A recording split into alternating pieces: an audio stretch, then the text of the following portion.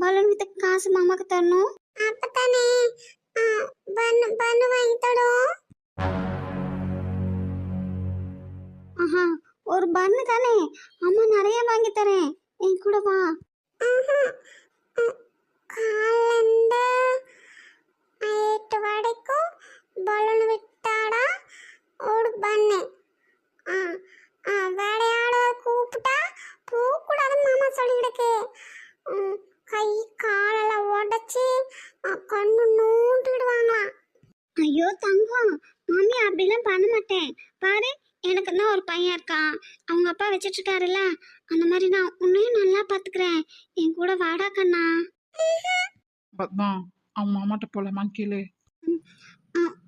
மாமா சொன்னா நீ என் கூட வருவீல்ல? மாமா சொன்னா